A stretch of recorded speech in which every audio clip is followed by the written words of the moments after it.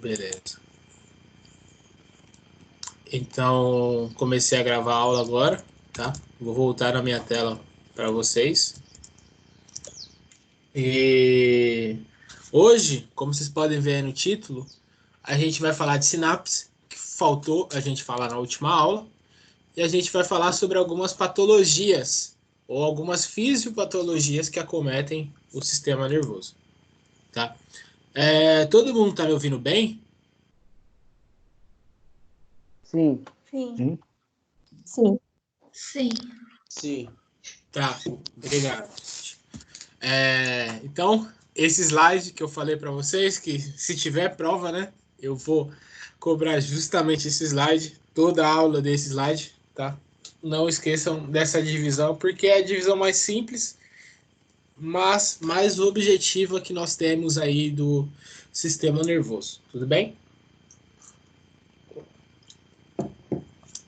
Então, lembrando, sistema nervoso dividido em sistema nervoso central e sistema nervoso periférico. O sistema nervoso central dividido em encéfalo e medula espinhal. O sistema nervoso periférico dividido em nervos, nervos cranianos e nervos raquidianos. Como estruturas gerais, nós precisamos lembrar que o encéfalo, o principal constituinte aí do sistema nervoso, né? O encéfalo é constituído por cérebro, mais cerebelo, mais tronco encefálico. Então, tudo que a gente for falar de cérebro, a gente só vai estar falando daquela massa só, né? A gente só estará falando daquela massa coloridinha aqui do GIF ao lado, tá? Cerebelo, a gente vai estar falando da parte cinza, tá? Parte cinza posterior, né? Mais próxima aí da nuca. Então, o cerebelo também é uma estrutura muito importante. E o tronco encefálico, tá? Que é a estrutura medial ali do encéfalo. Tronco encefálico, no desenho da esquerda, vocês percebem que estão divididos em mesencéfalo, ponte e bulbo. Professor, Oi? eu tô te vendo, não tô vendo sua tela. Ah, vocês não estão vendo minha tela? Não. Ah, perdão. Eu, pelo menos, não. Só você ou todo mundo? Eu não sei. Eu tô vendo. Eu também não tô vendo, não. Não, eu também, pô. Eu tô vendo Não. o senhor. Só tô te vendo. Só. Tá. Não, acho que eu que não compartilhei aqui, gente. Perdão. Tá.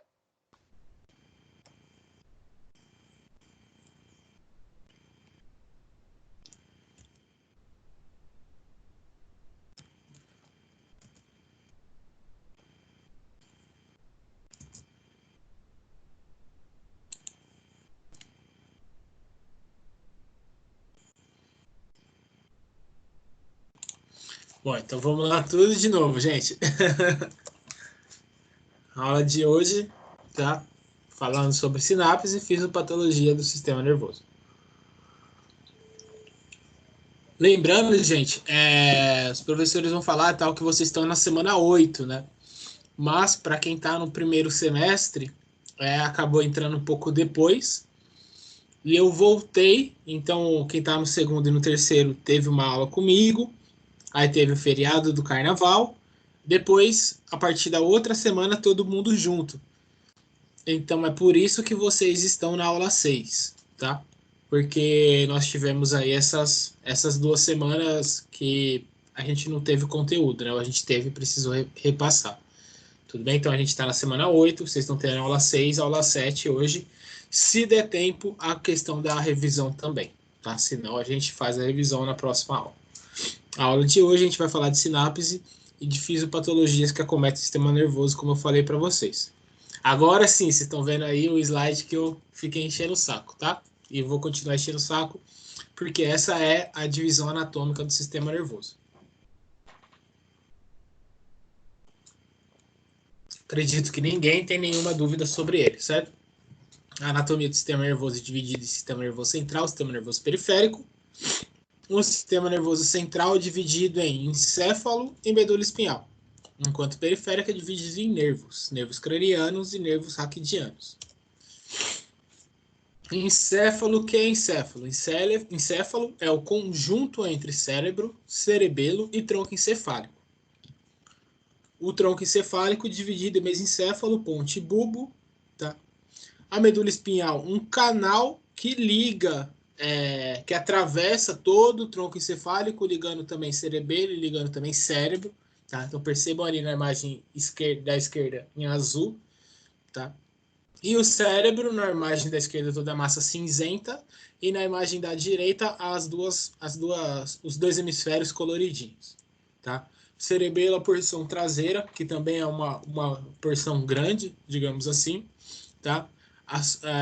Ali que acontece aquela árvore, que é a formação ali a formação reticular, né, entre substância branca e substância cinzenta, tá? Em relação a funções, quais são as principais funções de cada um deles?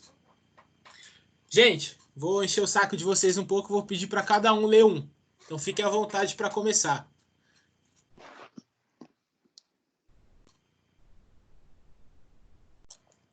O cerebelo controla o equilíbrio e a postura. Alguém tem alguma dúvida em relação ao cerebelo? Não. Não. Não. Próximo. O mesencéfalo é responsável por algumas funções, como a visão, a audição, o movimento dos olhos, movimento do corpo e movimento do corpo. Alguém tem alguma pergunta? Não. Não. Próximo.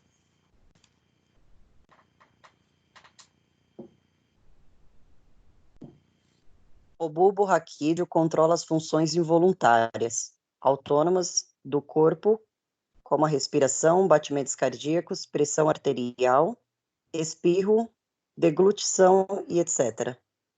Obrigado. Alguém tem alguma pergunta em relação ao bulbo?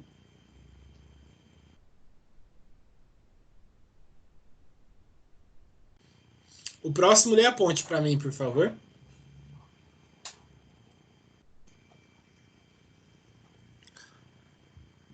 A ponte participa de algumas funções do bulbo. Ainda, ela interfere no controle de respiração, sendo também um centro de transmissão de impulsos do cérebro para o cerebelo. Além disso, a ponte atua ainda como passagem para as fibras nervosas que ligam o cérebro à medula. Muito bom. Alguém tem alguma pergunta em relação às funções da ponte? Todo mundo entendeu? Então, o último, por favor.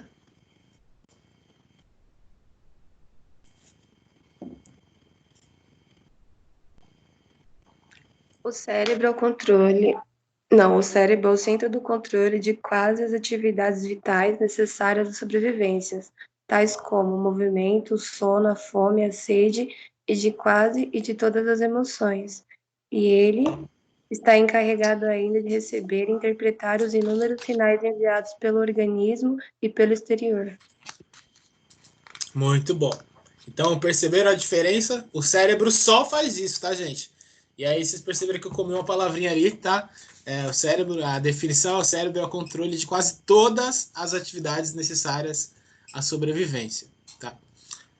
Todo mundo entendeu a diferença de um para o outro. É claro que se mistura, tá, gente? A gente tenta dividir de uma forma didática, mas uma ou mais estruturas tem mais de uma função, tá? Toda a fisiologia é assim, mas mesmo com isso eles têm as suas diferenças. Tudo bem? Então esse também é um outro slide que a gente já viu em umas 2 aulas, tá? A gente está vendo de novo essa questão sobre cérebro, cerebelo, mesencéfalo, ponte, bulbo. Vou seguir aqui.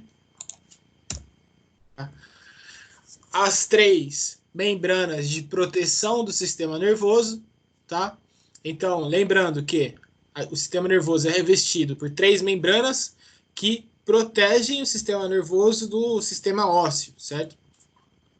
Quais são essas 3 membranas? As 3 membranas são chamadas de meninges, tá? A mais externa chama dura mater.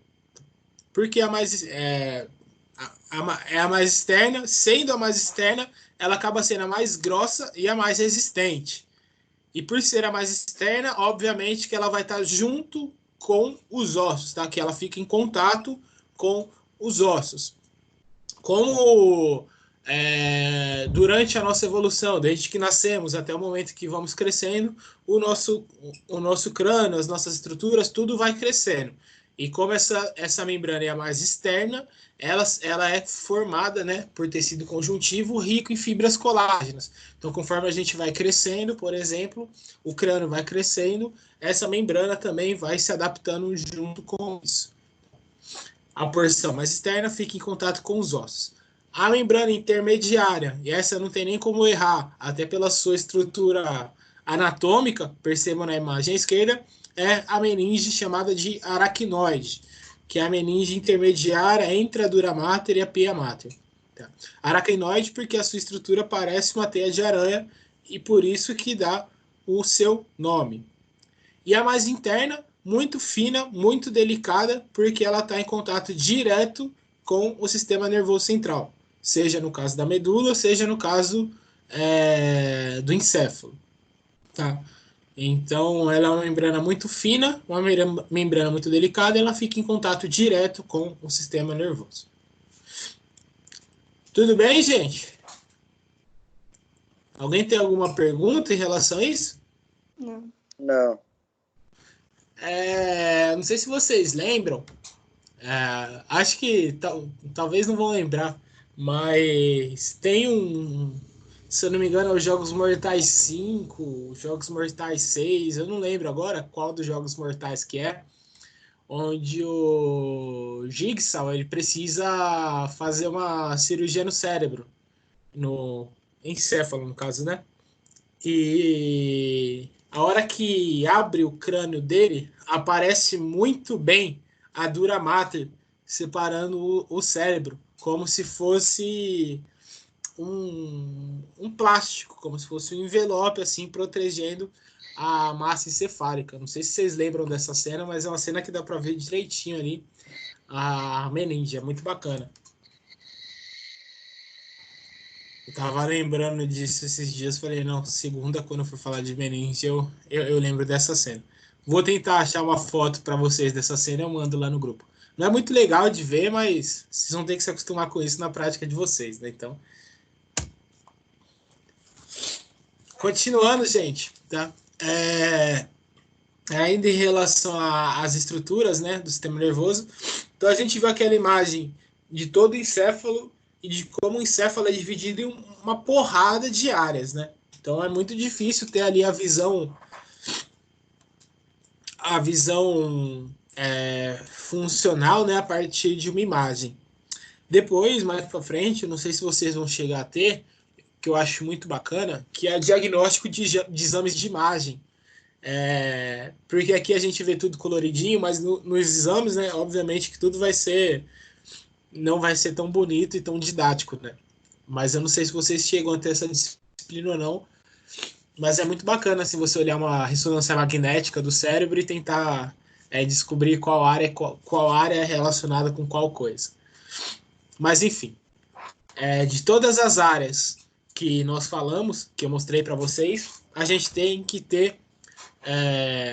saber principalmente a divisão de 3 áreas, certo? Porque essas áreas depois elas vão se dividir em neurônio, elas vão se dividir em funções e por aí vai.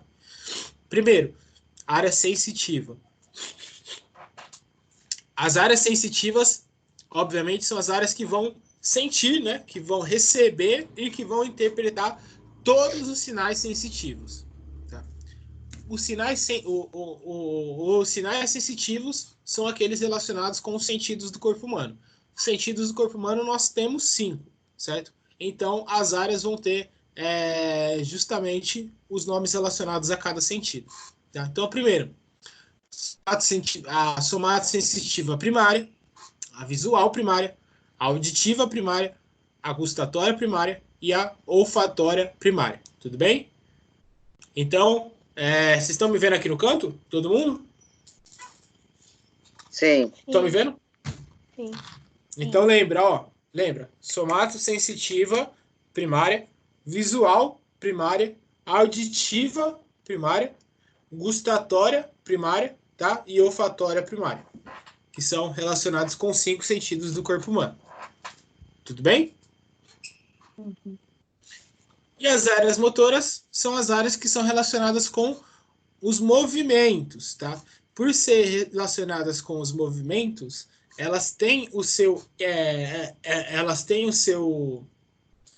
a sua função com impulso motor, enquanto a sensitiva tem mais uma relação com impulsos sensitivos, a motora tem uma relação com impulso motor. Tá? Então são elas que vão estar relacionadas com o movimento, seja o movimento do nosso sistema locomotor, seja o movimento da nossa fala, certo? Ou da linguagem. Então as áreas motoras são a área motora primária, que está relacionada com todos os movimentos do nosso esqueleto, certo? Como andar, correr, etc. E a área da broca. A área da broca vocês têm que lembrar porque é uma área motora muito específica relacionada com fala e com linguagem, tá? Então, é verdade que pessoas que falam mais de um idioma têm uma questão, são mais inteligentes e tudo mais. Enfim, não é que elas são mais inteligentes, mas elas têm uma das áreas cerebrais, uma das áreas do encéfalo mais desenvolvida. Assim como pessoas que têm uma dicção muito melhor. Lembra que eu até coloquei na sala, eu liguei o Spotify na sala e coloquei o Spinard cantando, que é um cara que canta muito rápido, porque ele tem uma dicção muito rápida, ele tem uma habilidade motora muito rápida, e essa habilidade motora não é relacionada com o movimento do esqueleto dele, mas sim relacionada com o movimento de linguagem. Tudo bem?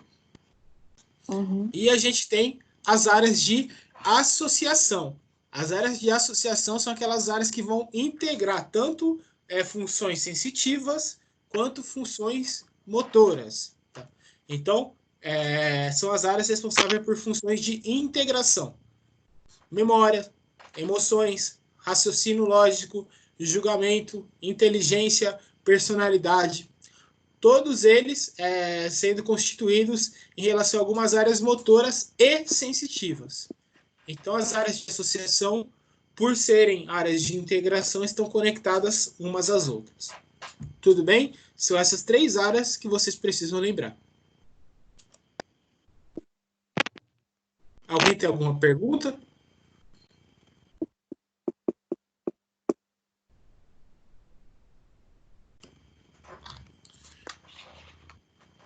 Então, vamos continuar. Tronco encefálico.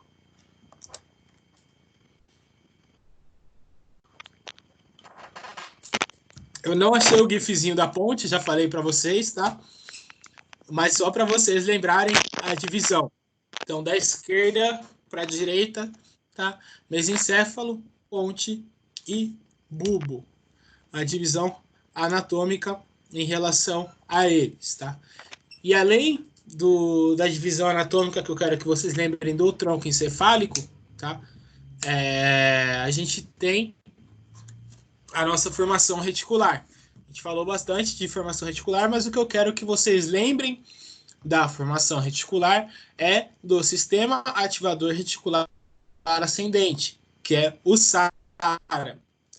Então, quando esse sistema ele está desligado, a gente não tem uma percepção ambiental, no contexto geral de ambiente. A partir do momento que a gente tem algum estímulo que ativa o nosso sistema ativador, o nosso SARA, aí ele vai ativar, consequentemente nós vamos despertar. Então, o exemplo mais claro de desativação e ativação do SARA é quando nós estamos falando do sono. Então, a partir do momento que a gente está dormindo, esse sistema nosso ele tende, né, a estar desligado. A partir do momento que ele está desligado, outras funções vitais do nosso corpo, obviamente, que estão tendo a sua atividade, porções do cérebro que não estão relacionadas com esse sistema estão tendo a sua atividade, tá? Mas o sistema em si não está ativo. A partir do momento que esse sistema reconhece um estímulo sonoro, um estímulo ambiental, um estímulo de tato, né? Um estímulo sensitivo. A partir do momento que ele reconhece algum desses estímulos externos e ele se ativa aí é o momento que nós despertamos do nosso sono. Por isso que para acordar nós precisamos de um despertador, nós precisamos da luz do sol, nós precisamos de alguma coisa que ative esse sistema num determinado horário que precisamos. Tudo bem? É disso que eu quero que vocês lembrem da formação reticular e do SARA. Tá? Em relação à formação reticular, tá, em si, a grande porção funcional aí da formação reticular é relacionado à substância cinzenta e à substância branca. Tá? Então, eu vou ler aqui para vocês o resumo de tudo que a gente falou sobre substância cinzenta e substância branca. Tá?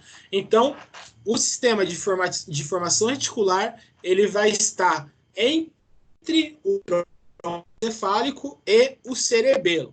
Tá? Então, vai passar pelo tronco encefálico e vai se estender por toda a região do cerebelo. Tá? A região onde nós temos, tá, aglomerados de corpos celulares neuronais é chamado de substâncias cinzentas. E a porção em que nós temos feixes de axônios mielinizados é onde a gente chama de substância branca. Então, os corpos celulares em geral, tá? Os corpos celulares em geral, nós chamamos de substância cinzenta. Aonde tem a porção de axônios mielinizados, que a gente falou na última aula, onde a gente chama de substância branca. Tá? A ampla região na qual as substâncias cinzentas e branca exibem um arranjo reticulado é conhecido como formação reticular. Ela estende-se a partir da parte superior da medula espinhal por todo o tronco encefálico e para a parte inferior do diencéfalo. Diencéfalo, a gente está falando de cerebelo, tudo bem? Os neurônios dentro da formação reticular possuem tanto funções ascendentes, sensitivas, como funções descendentes motoras. Lembrando que ascendente é tudo que vai da periferia para o central. E descendente é tudo que sai do central e vai para a periferia. Normalmente a ascendente vai ser sensitiva, porque ela está levando alguma informação para o sistema nervoso central, e a descendente vai ser uma resposta. Então, normalmente a resposta vai ser motora. Parte dessa formação reticular, né, chama-se sistema de ativação reticular, que é o que a gente estava falando no slide anterior. Consiste em axônios sensitivos que se projetam em direção ao córtex cerebral. Por isso o nome SARA, tá? Sistema, vou voltar aqui para vocês. Por isso o nome SARA. Percebam a origem, né, e o sentido da seta. Sistema ativador reticular ascendente. Se é ascendente, obviamente que o sistema vai consistir em axônios, em neurônios sensitivos. Tá? Esse sistema ajuda a manter a consciência sendo ativo durante o despertar do sono. Por exemplo, despertamos com sono despertador, porque a atividade deste sistema estimula o córtex cerebral. A principal função motora da formação reticular é ajudar a regular o tônus muscular, que é o menor grau de contração dos músculos em repouso normal. Por isso que o cerebelo está relacionado com o controle da postura e com o controle do equilíbrio, porque o sistema de formação reticular, a formação reticular em si, acaba sendo formada nele. Tudo bem, gente? Alguém tem alguma pergunta? Professor. Oi. Pode explicar de novo, por favor, sobre formação reticular, porque eu não entendi muito bem sobre o SARA. Tá. Eu vou voltar nesse primeiro slide aqui, tá? Vocês estão vendo o meu mouse mexendo? Sim. Perceba, tá vendo essa setinha? Olha o sentido. Tá vendo? Que ela tá sendo ascendente, certo? Ela tá indo da periferia para o sistema nervoso. Tudo bem? Tudo. O sistema, a formação reticular em si, é essa verde aqui passando pelo tronco encefálico, tá? Passando pelo tronco encefálico e entrando no cerebelo, tá? Então, eu não sei se vai dar para vocês ver aqui, não dá para aumentar o slide. Mas essa região mais cinza aqui, essa região branca aqui no meio, ó, tá vendo? E aqui vai ter alguns ramos, é aquilo que a gente falou na aula retrasada sobre a árvore da vida, tá? Por quê? Porque a substância branca forma a árvore da vida e a substância cinzenta é tudo que tem ao redor. Tudo bem? Então, anatomicamente, é isso aqui, tá? Anatomicamente, é um sistema formado por neurônios, por axônios, tá? Que vai levar as informações para o sistema nervoso central, para o encéfalo em si. Tudo bem? Principalmente para a região, principalmente passando pelo tronco encefálico e o cerebelo. Tudo bem? A hora que esse sistema ele é ativo, tá? A hora que ele é ativado, ele vai mandar informações para todo o córtex cerebral. Tá vendo? Então, tudo isso aqui a gente chama de córtex cerebral. A hora que ele é ativo, ele vai mandar informações para todos os lados. Certo? Em relação à sua estrutura, como eu falei para vocês, a formação em si, ela consiste em corpos celulares neuronais, tá? Lembra que a gente falou de corpo celular? A gente falou de o corpo celular. Mais para frente a gente vai voltar na estrutura do neurônio. Mas o corpo celular é aquela parte grande do neurônio onde possui núcleo. Lembra da aula passada? A gente tem uma parte grande do neurônio e um núcleo dentro. Aquilo ali a gente chama de corpo neuronal, tá? Do corpo celular do neurônio. Depois a gente tem a extensão do neurônio. Aquela extensão é onde passa a bainha de mielina que a gente ficou falando na aula passada. Tá? Então, os feixes de axônios mielinizados. Esses feixes de axônios mielinizados é aquele corpo do axônio com bainha de mielina em volta. Então, essas são as substâncias, essa é a substância branca. Por isso que a substância branca forma como se fosse troncos de uma árvore. Então, a gente tem a substância cinzenta em volta do cerebelo e dentro a gente tem pequenos canais que parecem troncos de árvore, que são a substância branca, por causa desses axônios, dos feixes de axônios mielinizados. Tudo bem? Anatomicamente, é isso. Nessa revisão de hoje, eu não trouxe imagens para falar sobre isso, tá? Mas eu até posso mandar outra imagem no grupo e tem as outras aulas também onde a gente trouxe imagem disso, tá bom? Tá bom. Em relação à sua função, tá? Em relação à sua função, tudo que a gente vai falar de neurônio, a gente falou na aula passada de neurônio. Os neurônios também se dividem em 3. Neurônios de integração, certo? Ou interneurônios. Neurônios com função sensitiva e neurônios com função motora. Por isso que eu fico pegando no pé daquelas áreas cerebrais, porque depois sempre vai se dividir nas 3, tá? As que têm as 2 funções, as que têm só função ascendente ou sensitiva, e as que têm só função motora ou função descendente. Tudo bem? A formação reticular consiste os 2 tipos de neurônios, tanto os ascendentes quanto os descendentes. Por quê? Porque toda resposta sensitiva precisa ter, todo estímulo sensitivo precisa ter uma resposta motora, certo? Então, por exemplo, na formação reticular, certo? O sistema de formação reticular, ele vai levar um impulso sensitivo até o córtex cerebral. Então, se você estiver dormindo, e encostar em você e falar, Júlia, acorda, Júlia, acorda, Júlia, acorda, eu estou te dando 2 estímulos. Eu estou te dando o estímulo sensitivo de ficar cutucando você, e eu estou falando com você. Júlia, acorda, Júlia, acorda, Júlia, acorda. Certo?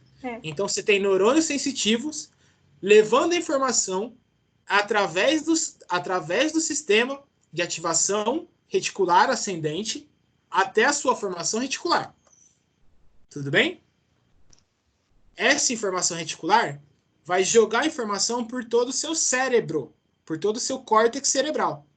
Tudo bem? Entendi. A hora que você recebe 2 estímulos sensitivos, Júlia, acorda, Júlia, acorda, Júlia, acorda, você vai promover uma resposta motora. Você pode falar, sai daqui. você pode falar, vai se fuder. Você pode falar o que for. É uma resposta motora. A segunda resposta motora é você abrir os seus olhos. Então, a hora que o sistema se ativa, você produz uma resposta motora. Porque, teoricamente, né, a gente tem outros estímulos acontecendo, mas quando nós estamos dormindo, tá, esse sistema está desativado. É isso que, na verdade, faz de fato a gente dormir. E a partir do momento que esse sistema é ativado, nós não estamos mais dormindo. Entendeu? Mas, assim, demora, né, pro corpo responder quando a gente acorda. Depende de N fatores que não estão só relacionados com isso. Tá? Por exemplo, em dias que você tem, se você tem no outro dia, você vai dormir, por exemplo, no outro dia você tem uma reunião de trabalho às 7 horas da manhã. Ou você não vai nem conseguir dormir, ou você vai ficar dormindo, acordando, dormindo, acordando, dormindo, acordando, dormindo, acordando. Certo? Esse sistema não vai ser desligado. E existem fármacos, chamados fármacos ansiolíticos, certo? Que vão justamente desativar esse sistema. Que são aqueles remédios que ajudam a dormir. Sim. Entendeu? Claro que vão ter outras coisas no meio, tá? A gente vai falar de sinapse e hoje eu vou falar de uma delas. Mas esse sistema, ele é importante para isso, tá? Ele é importante como um sistema de ativação. A formação reticular em si, ela é uma formação, ela é um sistema, digamos, secundário motor, tá? Ele dá informações de reflexo do sistema sensitivo motor e ele também dá informações secundárias. Então, veja ali no último slide, tá? Em relação ao tônus muscular. A gente não precisa controlar o nosso tônus muscular voluntariamente. A partir do momento que esse sistema está ativado, a gente não precisa controlar o nosso tônus muscular. É claro, se a gente estivesse na sala nesse exato momento, alguém estaria dormindo. Essa pessoa que estivesse dormindo, ela não vai conseguir dormir em pé. Por quê? Porque ao momento que ela dorme, o sistema reticular dela desativa, desliga.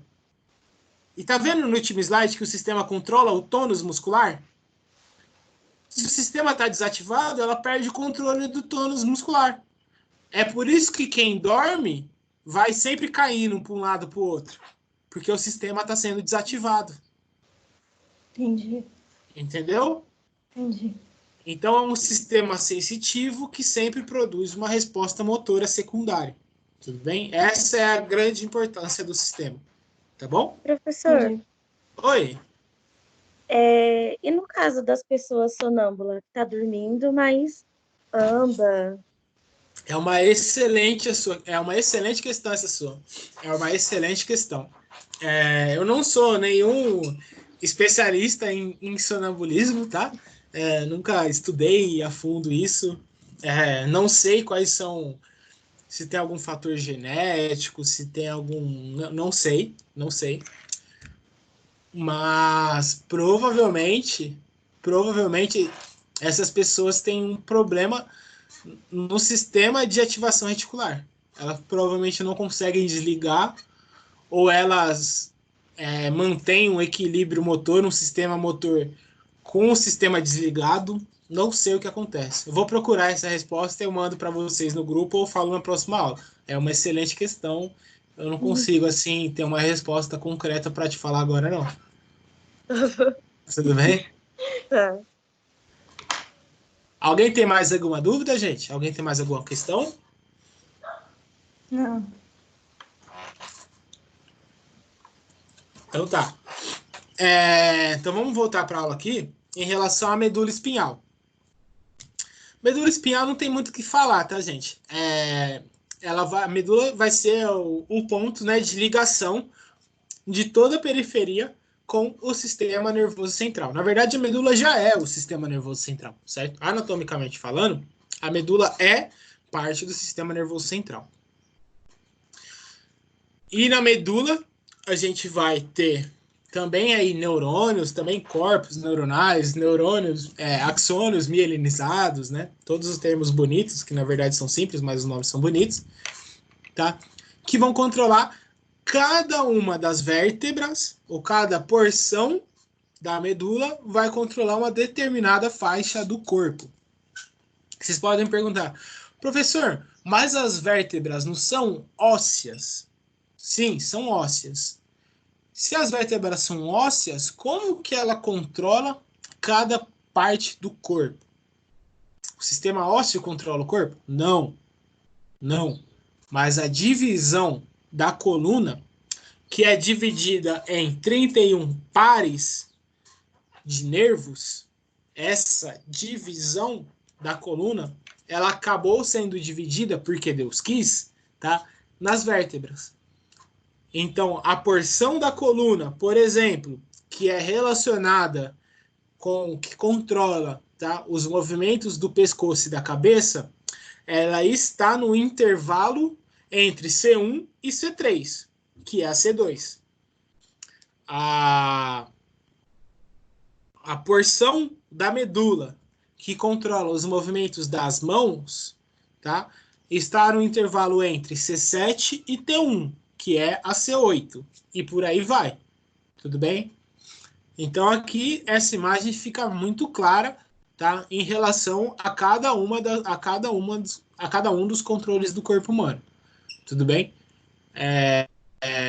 O que eu quero que vocês lembrem aqui são os nossos 31 pares de vértebras, tá? Os 31 pares e esses 31 pares são divididos em 5 porções, tá? Primeira porção, a porção cervical. Cervical dividido de C1 até a C8, tá? Que faz o controle desde a cabeça até as mãos, tá? Então, se vocês falar um termo feio, né? Esticarem o braço, ou falando um termo anatômico correto, certo? Fazerem a flexão do ombro a 90 graus, como está a pessoa na imagem, 90 graus, não 180. Isso, 90 graus, como está a pessoa na imagem. Vocês vão ter aí as funções, né? Até onde controla a coluna cervical. A partir da cervical, nós temos 12 pares, tá, da torácica, da coluna, né, torácica, tá, ou das vértebras relacionadas com a coluna torácica, os nervos torácicos, tá, que são os nervos que controlam toda a parte do peitoral e da região abdominal do corpo, tá. Então, cada um, da forma decrescente, digamos assim, falando assim, vai controlar uma região específica, tá, da porção torácica e abdominal do corpo. Nós temos, depois disso, a coluna lombar. A coluna lombar tem 5 pares de nervos, tá? A coluna lombar vai prioritariamente controlar aí os movimentos, tanto as sensações e os movimentos das pernas, tá? Além, principalmente, da porção anterior das pernas. Nós temos também a coluna sacral, tá? E a porção sacral, né, da medula. A porção sacral, tá, que também é dividida em 5 pares de vértebras, vai estar relacionada aí com a porção posterior da medula, e além da porção posterior da medula, vai estar relacionada com outras sensações relacionadas ao corpo humano, como, por exemplo, a função sexual, tá? E, por fim, o último par de nervo é o par coxígeno, que nós chamamos de cóccix, tá? Esse é apenas um par e é o último da medula espinhal, tudo bem? Então, fazendo C1 a C8, T1 a T12, L1, L5, S1, S5, mais a coxígeno, tudo bem? Gravem com carinho, porque esse é outro slide de prova, tá bom? Então, como definição, eu trouxe 2 pontos aqui para vocês. Primeiro, a medula espinhal emite ramos, que são chamados de nervos raquidianos. Este nervo sai da coluna vertebral através do espaço entre as vértebras. Os nervos espinhais são considerados as vias de comunicação entre a medula espinhal e os nervos que suprem as regiões específicas do corpo. Tudo bem, gente? Alguém tem alguma dúvida em relação à medula?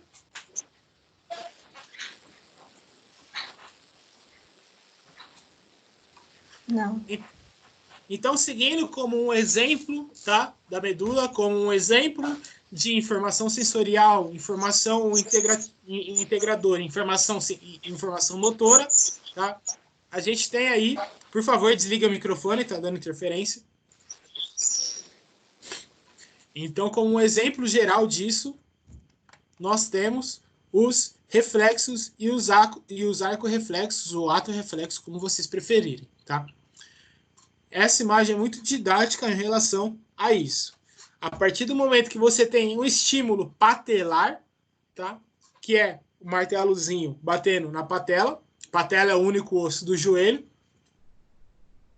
A partir do momento que vocês têm o estímulo patelar, esse estímulo vai levar uma informação até o sistema nervoso central. Percebam que, no caso, o sistema nervoso central não está no encéfalo, tá? O sistema nervoso central está na região da medula. Medula também é sistema nervoso central, não se esqueçam disso, tá? Então, a informação, o estímulo gerado, o estímulo patelar gerado, vai levar uma informação sensorial. Como que se leva informação? Através de neurônios, tá? Através do axônio, do axônio dos neurônios. Então, veja, o corpo celular do neurônio sensorial vai levar a informação, tá? Na substância cinzenta vai estar o processo final dessa informação, porque a substância cinzenta vai estar no sistema nervoso central, lembram? Então, ela vai processar a informação. Como que se processa a informação? Através de sinapse, tá? A sinapse vai levar a informação até um neurônio motor, até um interneurônio, ou até o neurônio motor diretamente, mas vamos fazer o exemplo de cima, tá? Porque é o exemplo mais completo. Então, o neurônio sensorial vai levar a informação até o sistema nervoso central, no caso, na medula. A informação vai passar para um interneurônio, tá? Um neurônio bipolarizado. Esse neurônio vai levar a informação até um neurônio motor. O neurônio motor vai acarretar, né? Vai levar a informação de volta até o bíceps femoral, tá? Ou até a porção anterior da coxa, tá? O quadríceps. A partir desse momento, tá? A partir desse momento vai promover a contração muscular. A contração muscular é uma resposta de reflexo contra o estímulo. A partir do momento que tem a informação muscular, a informação motora, o músculo se contrai e a perna realiza o seu movimento de extensão, tá? Extensão ou contração do quadríceps. Tudo bem? Então, é um estímulo que vai, através de um neurônio sensorial, levar uma informação até o sistema nervoso central. O sistema nervoso central vai receber a informação e vai produzir uma resposta. Essa resposta sempre vai ser motora. A resposta motora vai promover uma contração muscular. Sempre que a gente fala de músculo, a gente fala de contração e relaxamento, contração e extensão muscular. E aí vai promover a resposta estendendo o joelho. Tudo bem, gente?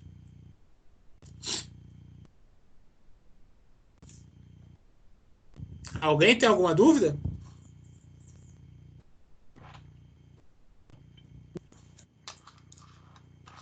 Vou seguir.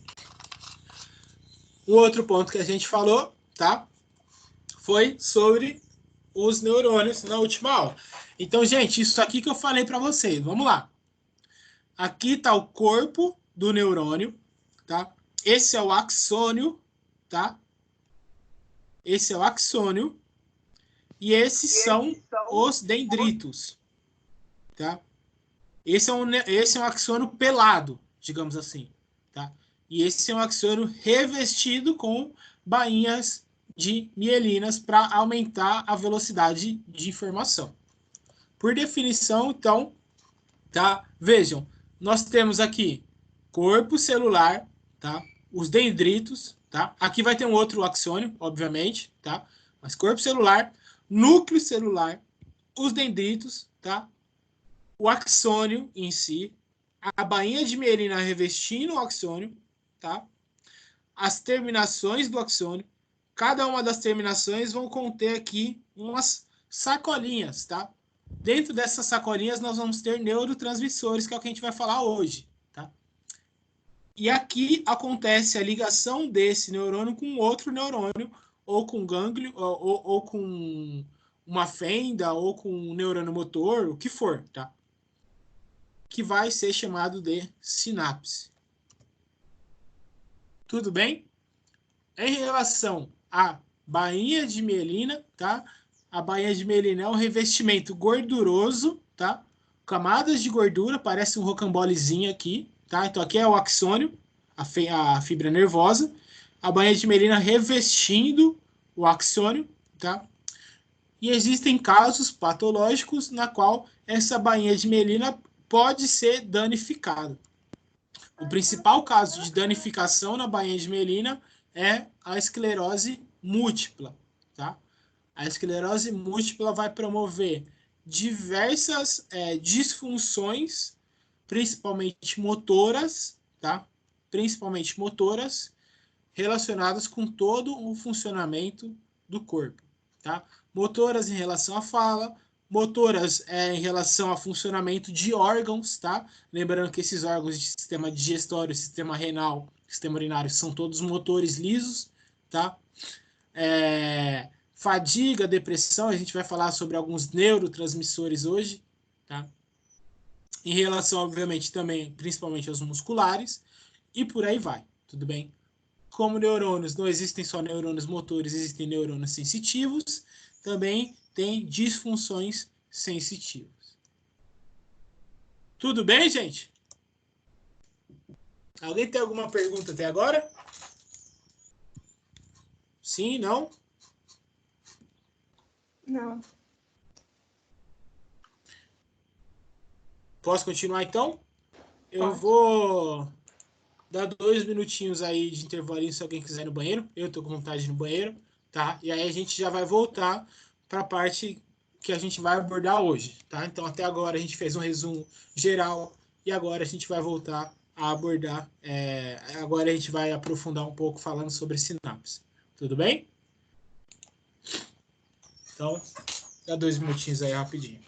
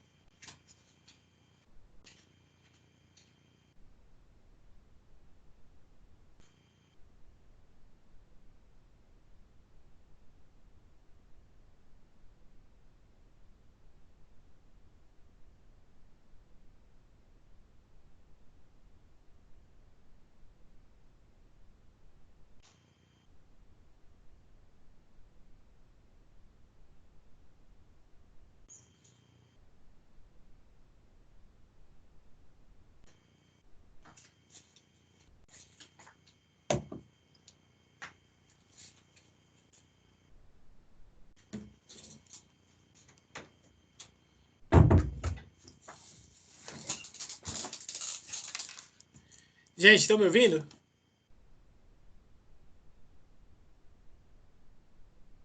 Todo mundo?